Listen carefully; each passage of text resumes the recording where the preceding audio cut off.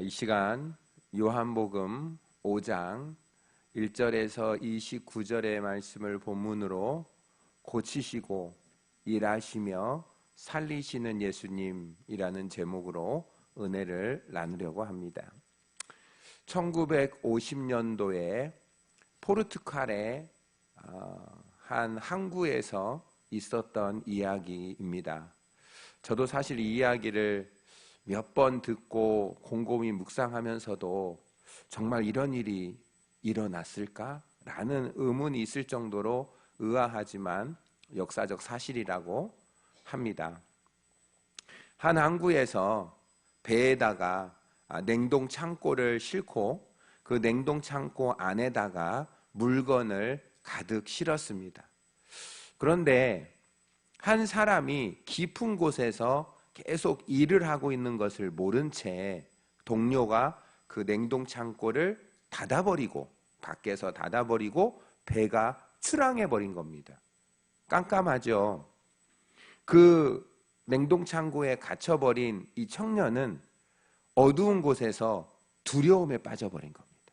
아하, 아무리 문을 두드려도 안에서는 열 수가 없고 내가 지금 있는 곳은 냉동 창고라 이미 배가 바다 위를 지나고 있을 테니 나는 어쩌지? 그런 두려움과 공포에 밀려듭니다. 그는 고통스럽게 죽어가면서 그 문에다가 이런 글씨를 자꾸 피로 적었다고 합니다. 몸이 점점 얼어붙는다. 정신이 혼미해져 간다. 나는 지금 죽어가고 있다. 이런 글을 쓰면서 그렇게 죽어가고 있었다는 거예요. 리스본이라는 항구에 도착했어요. 문을 열었어요. 그 안에 그 청년은 하나의 얼음 덩어리가 되어 있었다는 거예요. 완전히 얼어서 죽어 있는 거죠.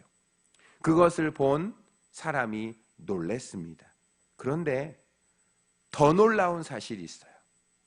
뭐냐면 이 냉동 창고는 고장이었어요. 이 냉동 창고는 고장이었어요. 실제로 온도를 재니 영상이었어요. 마이너스 18도씨에서 25도씨가 아니었어요. 그런데 이 청년이 얼어 죽어 있는 거예요. 너무 놀라운 거죠. 어떻게 이런 일이? 이걸 가지고 연구를 시작한 거예요. 왜 이 선원은 이 온도에서 공기도 있었고 음식이 있었는데 비록 어두웠지만 왜 이렇게 얼어 죽었는가? 이 사건이 질병 치료와 심리학자들의 연구거리가 안 되겠습니까? 엄청난 연구거리가 됐겠죠. 그래서 이런 것들이 나왔어요. 플라시보 효과라는 게 나왔는데 이게 뭐냐면 위약 효과예요. 의사가 밀가루가 섞인 가짜 약을 줘요. 그런데 그걸 받아먹는 사람은 이게 진짜라고 믿어요. 그리고 이 약을 먹으면 난 좋아질 거라고 생각해요. 그런데 그 중에 30%가 약 효과가 있어서 좋아졌대요. 가짜 약을 먹었는데 좋아졌다는 거죠. 거꾸로 노시보 효과가 있어요. 진짜 약을 줬어요. 정말 좋은 약을 줬어요. 그런데 이 환자는 이런 생각에 빠져 있어요. 내 병은 내가 잘 알아. 이 약을 먹는다고 해도 안 나을 거야. 내 병은 어쩔 수 없어. 라고 부정적인 생각을 가지고 좋은 약을 먹으니까 효과가 안 나타나다는 거예요. 여기서 놀라운 깨달음을 얻는 거예요. 사람의 생각이 몸 전체를 지배하고 있으며 약의 효과까지도 엄청나게 영향을 끼친다는 것. 우리가 지금 갖고 있는 이 생각이 얼마나 무서운지를 우리는 이 사건을 통해서 뼈저리게 느끼는 거죠. 오늘 본문에 보면 38년 동안 병에 걸려서 절망 가운데 빠져 있는 한 남성이 등장해요. 이 당시에 평균 연령이 정확하진 않지만 어떤 분은 40세라고 하고 어떤 분은 50세라고 하면 평균 연령이 높지 않은 2000년 전에 사막 한가운데 있는 예루살렘에 38년을 병으로 알았다면 어떠면 평생이에요. 이는 몸이 마비된 게 문제가 아니라 마음이 마비돼 있고 의지가 마비돼 있어서 나는 아무것도 할 수 없어, 나는 버림받은 존재야, 나는 절망한 존재야라고 생각이 완전히 굳어져 버리고 생각이 좌절과 절망으로 할 수 없다라고 실패자로 남아있는 이 한 병자에게 예수님이 찾아가서 예수님이 그를 고쳐주시고 그에게 일해 주셔서 그를 살리셔서 온전한 새로운 사람으로 변화시켜 주신 사건이 오늘 요한복음 5장에 기록되어 있습니다. 여러분, 이 사람은 어떻게 이렇게 변화를 경험할 수 있었을까요? 예수님 때문입니다. 어떤 예수님입니까? 고치시고 일하시며 살리시는 예수님. 여러분, 오늘까지 설교를 들으시면 여러분이 약간 감을 잡을 것이 뭐냐면, 주일 오전마다 요한복음을 한 장씩 설교하고 있구나 라는 느낌을 들으셔야 됩니다. 여러분, 요한복음 3장에 니고데모라는 사람을 예수님이 처음 만나서, 그는 성공한 사람이지만 그에게 예수님이 했던 첫 번째 말이 뭐죠? 너가 다시 태어나지 않으면 하나님의 나라에 들어갈 수 없느니라. 영생에 대해서 말씀을 해주었고, 지난주에 사마리아의 우물가 여인에게도 물을 구하는 자에게 내가 주는 물을 먹으면 영원히 목마르지 않고 영생하도록 솟아나는 샘물이 되리라 라고 말씀하시고, 오늘도 38년 된 병자에게 나중에 나오겠지만 예수님이 말씀하시기를 내 말을 듣고 나를 보내신 이를 믿은 자는 영생을 얻었고 심판에 이르지 아니하리니 사망에서 생명으로 옮겼느니라. 여러분, 예수님은 누구를 만나든, 니고데모처럼 성공한 사람을 만나든, 외롭고 상처받은 여인을 만나든, 병든 사람을 만나든, 예수님에게 가장 중요한 것은 영원한 생명, 하나님의 나라, 다시 태어나서 천국에 들어가는 것인 줄 믿습니다. 여러분, 어떻게 하면 우리의 잘못된 생각, 우리의 고정된 생각, 여러분, 우리가 꼭 잡아먹어야 될 두 마리의 개가 있답니다. 이찬수 목사님 거를 좀 써먹으면, 우리가 꼭 잡아먹어야 될 개가 있대요. 이거는 동물개가 아니고요, 선입견과 편견을 우리는 꼭 잡아먹어서 없애버려야 된다라고 말씀을 합니다. 우리의 잘못된 생각, 고정된 생각, 변화되지 않으려는 생각, 이미 한번 이렇게 뿌리 내려버렸던 잘못된 생각을 버리지 않는 한 우리는 예수님을 온전히 따를 수가 없다라는 것이죠. 선입견과 편견을 반드시 예수님의 능력으로 없애버리고 하나님이 주시는 생각으로 충만할 때 38년 동안 해결되지 않은 문제가 오늘 이 시간 해결될 줄 믿습니다. 38년 동안 문제가 있는데 해결 안 된 게 있습니까? 아마 있을 수 있어요. 뿌리 박혀있는 쓴뿌리, 미움, 응어리, 38년, 이거는 불가능의 숫자인데 예수님은 불가능이 없습니다. 오늘 38년 된 병자가 고치시는 예수님, 일하시는 예수님, 살리시는 예수님을 만나니까 변화되는 거예요. 이 말씀이 1.1핵도 변함이 없는, 천지는 사라져도 사라지지 않은 하나님의 말씀이라면 오늘 이 시간에도 우리에게 그런 역사가 일어나게 될 줄 믿습니다. 고치시는 예수님.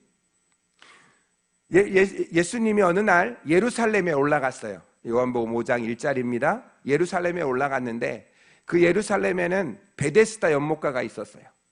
그 베데스다 연못가에는 맹인, 혈기 마른 자, 다리 저는 자, 각색 질병자들이 모여 있는데 행각 5이 있어서 거기에 누워 있었어요. 왜 그랬을까요? 거기는 이런 전설이 있었거든요. 어쩌다 한 번씩 물이 동합니다. 여러분, 왜 산에 올라가면 막 이렇게 물이 쏟아오르는 게 있지 않습니까? 우리는 그것을 과학적 용어로 간헐천이라고 합니다. 근데 2000년 전에는 그런 걸 몰랐어요. 그래서 사람들은 꼭 이런 걸 보면 이렇게 만들어내요. 천사가 내려와서 물을 흔들었다, 이렇게 얘기를 하는데 진짜인지 가짜인지, 천사가 내려와서 물을 흔들 때 들어간 사람은 나아버린 거예요. 이런 전설이 있으니까 사람들이 복권보다 더 당첨되기 어려운 확률 속에 있진 그 연못가에 모여서 수백 명, 수천 명이 모여 있는 곳이 베데스다 연못가입니다. 지금 오늘날 요양원 중에 제일 이름 좋다고 하는 곳이 베데스다 요양원입니다. 베데스다라는 단어는 뭐냐면 벳, 집, 하우스라는, 헤세다라는 것은 은혜, 합치면 뭐죠? 은혜의 집. 그래서 베데스다라는 단어가 굉장히 유명한 기독교 용어가 되었습니다. 거기에 수많은 병자들이 있는데 예수님은 거기에 찾아가셨어요. 여러분, 지금부터는 예수님이 치료하시는 3단계가 나와요. 첫째는 찾아가세요. 예수님은 어디를 찾아갔냐면 성한 사람을 찾아가지 않았어요. 누가복음 19장 10절, 인자가 온 것은 잃어버린 자를 찾아 구원하려 함이니라. 병든 자, 가장 고통받은 자, 38년 동안 단 한 번도 걸어본 적이 없는 가장 고통받은 자를 예수님은 찾아갑니다. 여러분도 예수님을 본받았다면 우리가 가장 내 주변에 어려운 자를 찾아가는 자가 되어야 돼요. 그리고 나서 찾아갔어요. 그리고 바라봤어요. 요한복음 5장 몇 절입니까?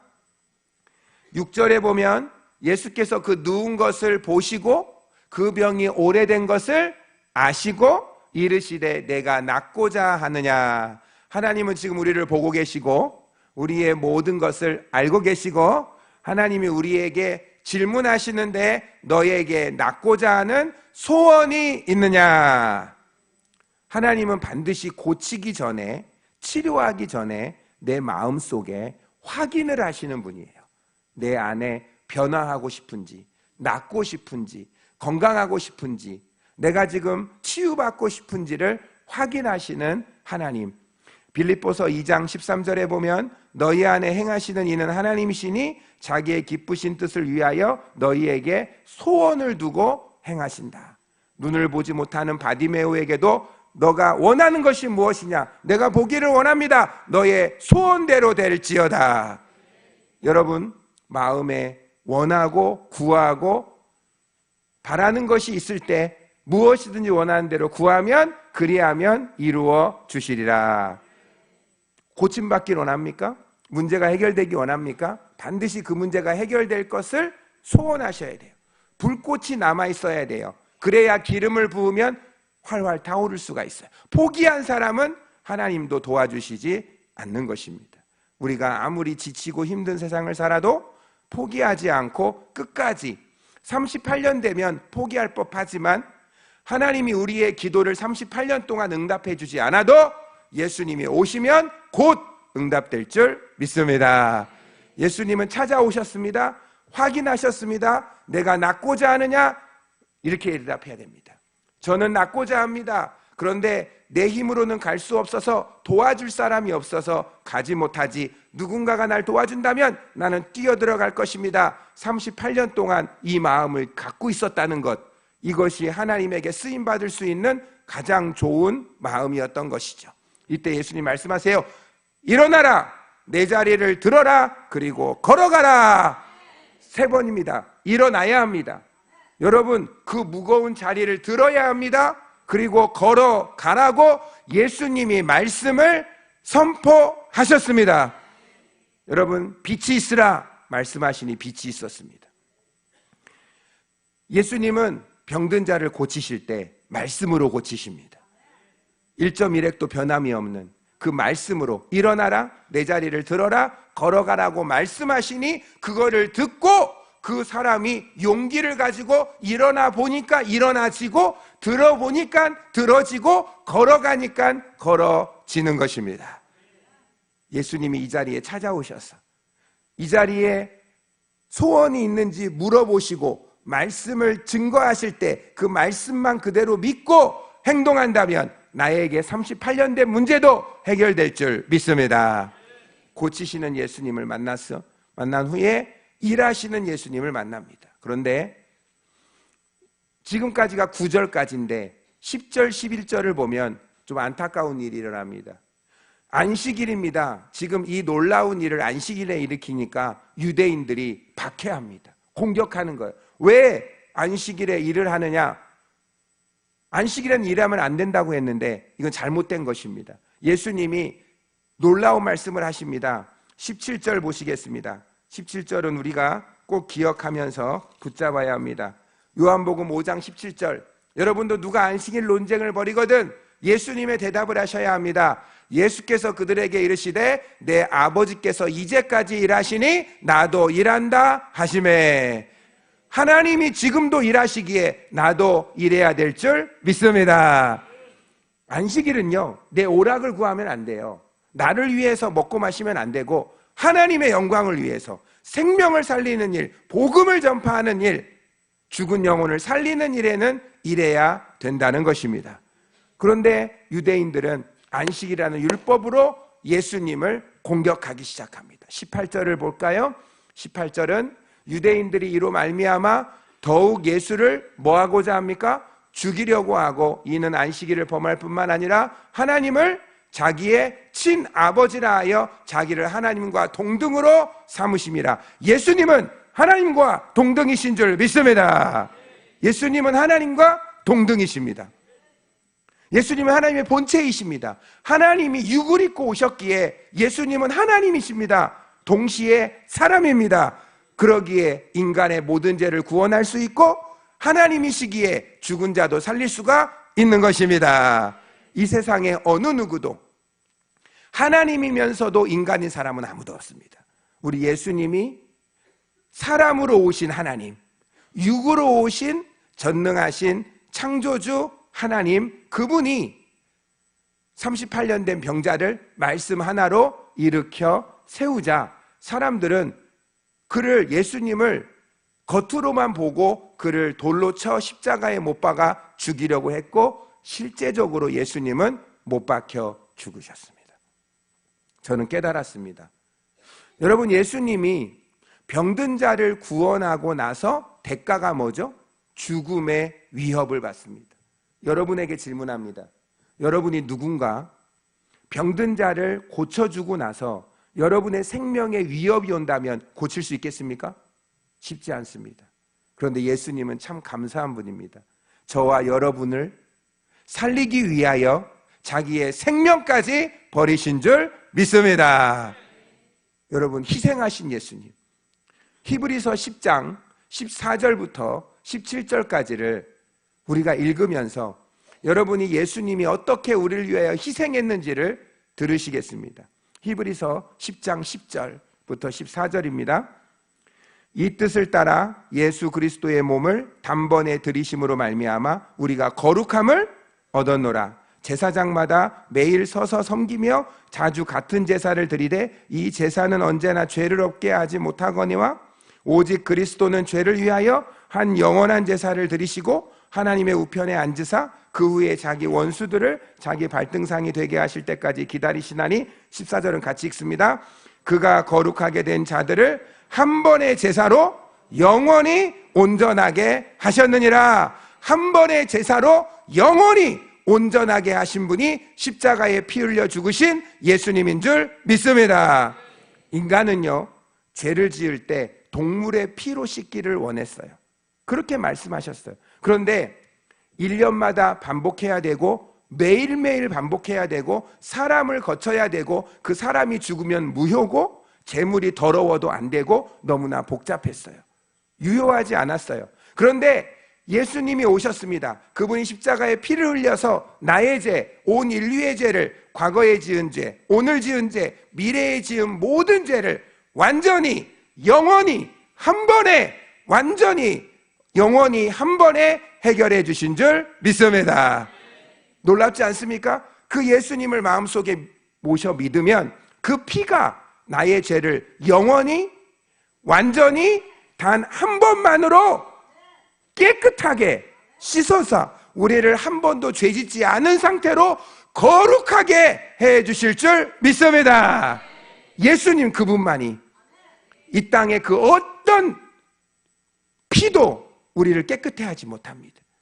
그런데 예수가 흘리신 그 피가, 그가 희생하신 그 희생 제물이 우리를 깨끗하게 씻어 주셨습니다. 여러분, 38년 동안 회개하지 못한 쓴뿌리와 죄가 있습니까? 여러분, 아주 어렸을 때 지은 죄인데 그게 나를 괴롭히고 있는 죄가 있습니까? 늦었지만 오늘 이 시간 여러분이 마음속 깊은 곳에 예수님의 그 피로 나의 오래된 죄를, 쓴뿌리를, 그 죄악들을, 하나님 그 상처를, 그 질병을 모두 다 치료하시고 없애 주시옵소서. 간절히 기도하시면 우리 주님이 곧 즉시로 그것을 깨끗하고 거룩하게 하사 한 번도 죄를 짓지 않은 거룩한 상태로 우리를 성화시켜 주실 줄 믿습니다. 14절 읽겠습니다. 요한복음 5장 14절, 아주 중요한 말씀이에요. 여러분, 이 말씀 읽을 때 잊지 마시고 꼭 기억하시기 바랍니다. 이 말씀이 어떤 말씀이냐면, 지금 병고침 받았죠? 병고침 받은 사람에게 하신 말씀이에요. 여러분도 다 은혜 받았습니다. 그런데 이 말씀이 더 중요합니다. 14절 시작. 그 후에 예수께서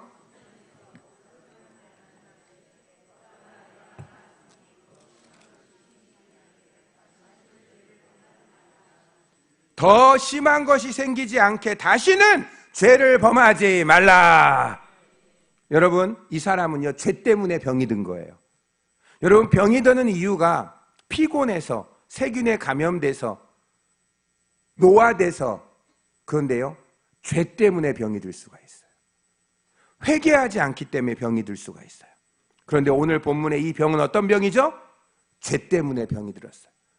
예수님이 죄를 용서하니 즉각적으로 치료된 줄 믿습니다. 근데요, 예수님이 떠나고 또 죄를 짓는 거죠. 그럼 더 심한 것이 생긴단 말입니다. 병이 고침받는 게 중요한 게 아니라 병을 일으킨 죄를 예수의 피로 용서받고 다시는 죄를 짓지 않아 거룩한 사람이 되는 것이 온전하게 되는 방법인 줄 믿습니다. 여러분, 다시는 더 심한 것이 생기지 말아요. 귀신이 떠나가도요, 또 죄를 지으면 더 큰 귀신이 들어옵니다. 여러분, 우리가 신앙생활을 해도요, 그 신앙생활 가운데 더 나빠지지 않도록 죄를 이겨야만 되는 것입니다. 예수님은 어떤 일을 하실까요? 구원받은 우리로 하여금 다시는 죄를 짓지 않도록 죄를 이길 수 있는 성령의 충만함을 주실 줄 믿습니다. 영의 사람이 되게 하실 줄 믿습니다. 우리를 위해 희생해 주시고 우리를 거룩하게 하시고 영적 전쟁에서 승리하게 하시는 그 예수님, 지금도 나를 위해 일하고 계십니다. 누구를 위해 일할까요? 하나님을 믿는 자 다윗이 어떻게 골리앗을 이겼을까요? 여호와의 이름을 믿고 나아가니까 하나님이 대신 골리앗과 싸워주심으로 이긴 줄 믿습니다.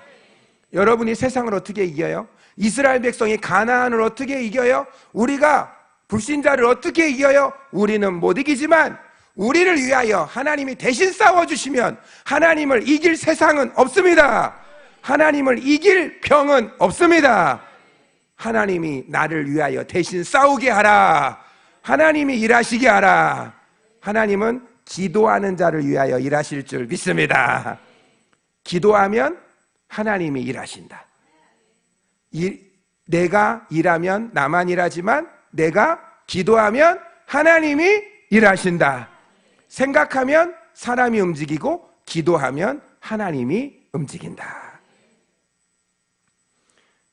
살리시는 예수님, 이렇게 예수님이 안식일 논쟁을 끝내버리고, 근데요, 유대인들은요, 예수님을 죽이려고 하는 거예요. 그때 예수님이 이렇게 말씀하세요. 예수님은 이 기회를 놓치지 않고 이렇게 말씀하세요. 요한복음 5장 21절입니다. 요한복음 5장 21절. 예수님이 유대인들에게, 예수님을 죽이려고 지금 덤벼드는 유대인에게 조금도 두려워하지 않고 이렇게 얘기해요. 아버지께서 죽은 자들을 일으켜 살리심과 같이 아들도 자기를 원하는 자를 살리시느니라. 21절. 아버지께서 죽은 자들을 일으켜 살리심같이 아들도 누구를 살립니까? 자기가 원하는 자를 살리느니라. 여러분, 26절을 보겠습니다. 26절 시작. 아버지께서 자기 속에 생명이 있음과 같이 아들에게도 생명을 주어 그 속에 있게 하셨고 계속 또 인자됨으로 말미암아 심판하는 권한을 주셨느니라. 잘 들으세요. 하나님께서 예수님에게 생명을 살릴 수 있는 권한과 심판할 수 있는 권한을 주신 줄 믿습니다. 하나님이 예수님에게 살리는 권한과 심판하는 권한을 주셨다고 21절, 26절에 기록되어 있습니다. 여러분, 예수님이 어떻게 병자를 살리셨습니까? 하나님이 예수님에게 살리는 권한을 주셨기 때문에 그 권한을 가지고 살리셨던 것이었습니다. 여러분, 어떻게 살리는지를 들으십시오. 24절, 25절입니다. 여러분, 오늘날에도 이 방법으로 살아납니다. 죽어있던 영혼, 병든 영혼 살아나는 것은 요한복음 5장 24절, 25절. 오늘 설교의 핵심입니다. 이 말씀만큼은 우리가 마음속에 담아야 합니다. 여러분, 기도할 때 이 말씀을 붙잡고 기도하십시오. 같이 읽습니다. 시작. 내가 진실로 진실로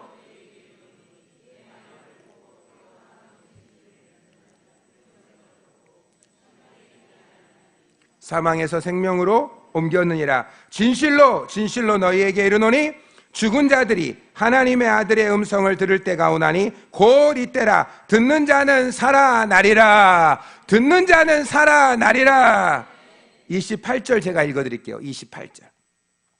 이를 놀랍게 여기지 말라. 무덤 속에 있는 자가 다 그의 음성을 들을 때가 오나니 선한 일을 행하는 자는 생명의 부활로 악한 일을 행하는 자는 심판의 부활로 나오리라. 여러분, 공통점이 뭐죠? 이것입니다. 하나님의 아들의 음성을 들을 때가 오나니 곧 이때라. 듣는 자는 살아나리라. 죽은 자도 하나님의 아들의 음성을 들으면 살아나고, 무덤에 있는 자도 하나님의 아들의 음성을 들으면 살아나리라. 생명의 부활로, 심판의 부활로. 여러분, 나사로야 나오너라 하니까 그 나사로가 죽은 무덤 속에서 나왔습니다. 어떻게 해요? 생명이 있으신, 살리는 권한이 있으신 예수 그리스도께서 나사로라는 자에게 이름을 불러서 나사로야 나오너라고 말씀을, 음성을 들려주시니 그 음성 속에 생명이 있어서 시체가 살아나온 것입니다. 하나님의 아들의 음성을 들을 때가 오나니 곧 이때라. 듣는 자는 살아나리라. 듣는 자는 살아나리라. 그리고 또 있죠. 예수님이 말씀하십니다. 내 말을 듣고 나 보내신 이를 믿는 자는 영생을 얻었고 심판에 이르지 아니하나니 사망에서 생명으로 옮겼느니라. 두 가지 아닙니까? 하나님의 아들의 음성을 들으십시오. 그를 보내신 하나님을 믿으십시오. 그렇다면 무덤에 있을지라도, 죽어 있을지라도 다시 살아나게 될 줄 믿습니다. 그 놀라운 역사가 오늘 이 시간에 이 진영 땅에 마른 뼈가 있어도, 불신자가 있어도 창조주 하나님의 아들이 이 땅에 오셔서 그분의 음성을 들려주신다면 다시 살아납니다. 여러분, 에스겔 골짜기에 마른 뼈에게 하나님이 에스겔에게 말씀하십니다.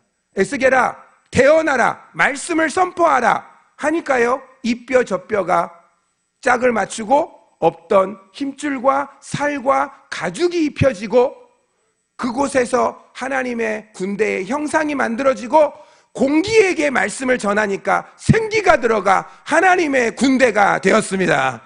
놀랍지 않습니까? 오늘 저는 이 진영 땅에 90%가 아직 하나님을 알지 못하는, 영적으로 죽어있다 할지라도 죽은 자는 다시 살아나는 방법이 하나님의 아들의 음성을 들을 때, 믿음은 어디서 나옵니까? 들음에서 나고 들음은 그리스도의 말씀인 줄 믿습니다. 듣고 들려지면 우리에게 죽었던 영혼이 다시 살아날 것입니다. 오늘 이 아침에 고치시는 예수님, 일하시는 예수님, 하나님과 동등되신 그 예수님이 우리를 살리신다면 우리는 이 땅에서 승리하며 살아갈 줄 믿습니다.